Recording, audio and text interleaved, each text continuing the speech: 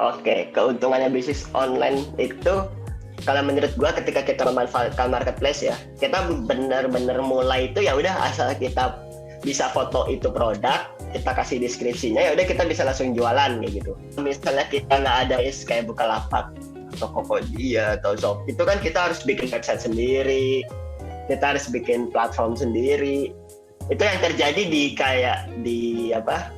Kan setiap kota-kota itu bikin marketplace-nya sendiri, bikin website sendiri, setiap instansi bikin website-nya sendiri, website jualannya sendiri kayak gitu. Tapi kan nggak ada yang ngunjungin website itu gitu, karena kan persaingan di dunia online-nya sendiri, di Google Search dan sebagainya juga tinggi banget kayak gitu. Jadi ketika kita mencoba untuk buat platform sendiri, kalau misalnya belum ada base customer atau base orang yang biasa beli, otomatis susah. Kalaupun mau, itu butuh ongkos yang mahal banget. Nah, ketika kita jualan di marketplace, kita bisa benar-benar langsung jualan sesederhana itu. Cuma kan yang jadi masalah adalah apakah produk kita bisa bersaing atau enggak, kayak gitu. Dan itu yang harus kita cari ketika kita mulai berjualan. Ketika saya mau mulai jualan tanaman waktu itu, ternyata masih dikit nih yang jualan, kayak cuma 5-10 jenis.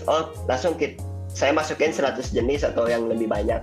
Itu pun gak langsung ada penjualan gitu, mesti banyak proses. Maksudnya dengan perbedaan yang segitu jauhnya aja, orang lebih cenderung beli ke yang penjualan yang walaupun tanamannya dikit tapi dia lebih aman gitu, karena dia banyak rating atau udah banyak mulai jualan. Kita berarti harus mulai ngebangun trust-nya dulu sendiri. Kayak mungkin yang paling sederhana kita suruh teman kita beli gitu misalnya, biar ada transaksi, ada feedbacknya kayak gitu. Atau misalkan kalau kita produksinya masih belum bisa efisien, kok dia bisa jualan itu ya, kalau saya kok nggak bisa ya, saya harga belinya aja lebih mahal deh. Saya beli barang A, kok di internet ada yang jual barang 6.000 kayak gitu misalnya. Berarti ya kita harus mikirin gimana cara, entah itu proses produksinya yang lebih efisien, entah kita yang tadinya ngambil di toko biasa kita ngambil di distributor ya atau di importir ya. Jadi jualan yang dilakukan kalau misalnya mau benar-benar nggak ada, yang gue bilang nggak ada pertumbuhan limit tuh, kita harus benar-benar ya kita ngelakuin itu semua, kita ngelakuin riset itu, kita harus nyari kira-kira efisiennya produksinya kayak gimana. Nggak cuma jualan doang, ya udah posting produk nunggu berharap dia laku dengan sendirinya, nggak mungkin, nggak bisa kayak gitu cara mainnya kalau misalnya di marketplace, karena kan yang jualan di online juga banyak gitu. Harus dilihat dulu marketnya kayak gimana. Mungkin di Kediri bisa bikin kayak marketplace khusus jual produk-produk yang di Kediri, misalnya kayak Kediri UMKM Mart misalnya.